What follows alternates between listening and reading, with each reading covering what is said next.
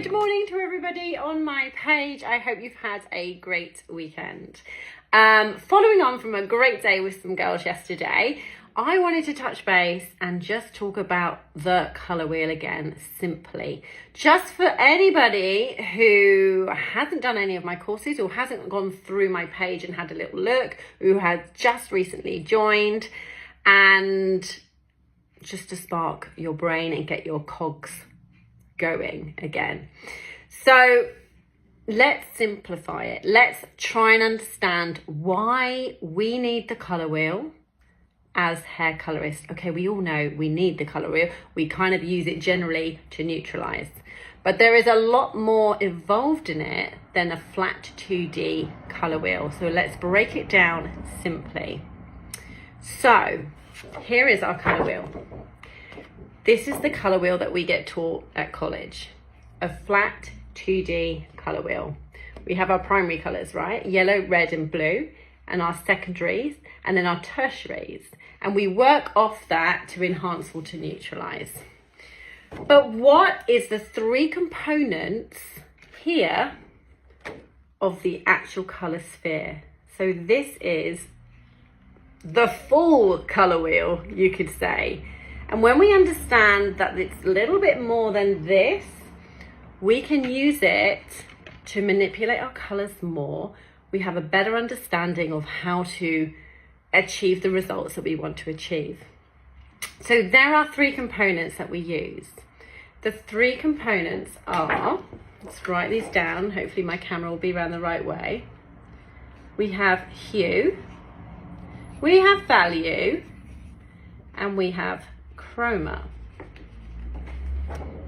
Okay, so hue is the name of the color. So as we come around the color wheel, we have colors, right? We have yellow, we have orange, we have green, we have blue, we have violet. These are the names of the color hue.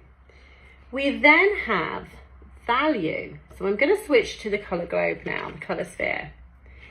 Now, if you imagine that this 2D wheel lays this way, let me put my pen lid down, hang on. Just put that down a minute. So we now want to flip this way, okay? Now this color wheel becomes the middle ring of your globe. So you can see how different that is. Let's turn it this way. We're going to have the light first. So that becomes this piece. Now value runs vertically. Value is the light to the dark. Now in hairdressing, we use that as our level system. So when you say value, we're thinking of 1 to 10. 1 being the darkest brown, 10 being our lightest brown, and yes, it is brown. If you've done a class with me, you'll realize it's brown. So we have hue, the color, going around, the name of the color.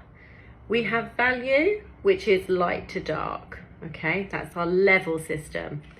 And then we have another component called chroma. And chroma, we don't tend to use that word in hairdressing, but chroma is saturation. So I'm sure you've heard of saturation. And that is the depth of that color. So if we take our sphere here and we go towards, like into the middle of the color wheel, that is our chroma. That is our saturation of our color. So when you start playing around with those three components, you realize you can shift color a lot more. So one of the things we did on our course was to use clear to manipulate a color. So we used clear to lighten a chosen level. So for instance, we picked a level 5 and we thought, how can we use clear to get that to appear lighter? So we played around with different ratios of clear. The one thing, and this is going to apologise to the girls, I forgot to do from the very beginning, and I basically said to them, let's stick on the board and on the mirrors all the kind of problem areas that we might face as hairdressers. So we wrote some things up and stuck them on the mirror, and then we were going to address back to them. And I totally forgot to address back to them. And so when I laid in bed last night, I was like, we didn't actually address that. Even though we may have addressed it throughout the day, we didn't. So let's pick one, for instance. One of the things that we as hairdressers, let's say, what makes colour go sideways. So, you know, when you do a colour and you're like, oh, you know, that didn't come out like I thought it did.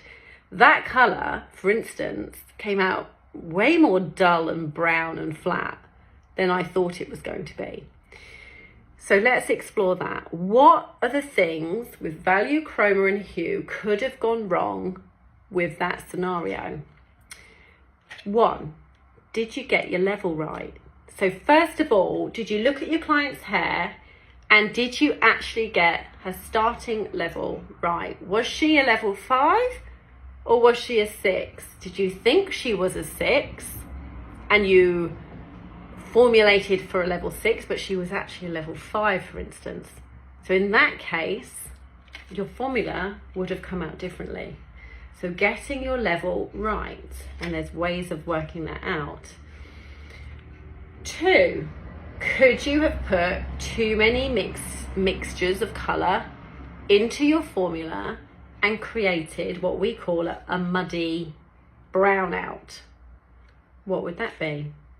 That would have been your chroma, your saturation. What have you done? Maybe you've added a bit of 6.0 and a bit of 6.1 and a bit of 6.3. And what's happened to that, because within those colours, there is background. If you've done a course with me, you'll understand background colour.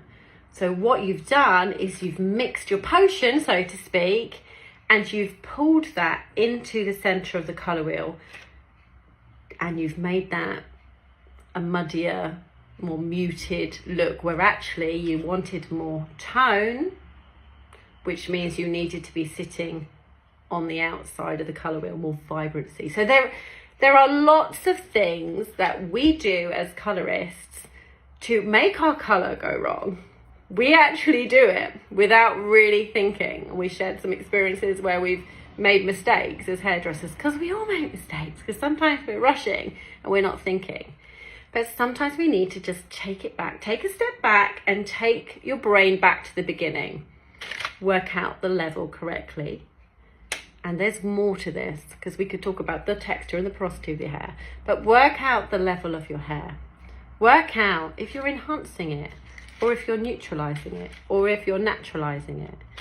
Work out, do I want it to be brighter? Do I want to mute it? So sometimes we rush things. But just another reminder there for you today that the colour wheel is just not that. That we are working with so much more. Have a good day, and I'll speak to you soon.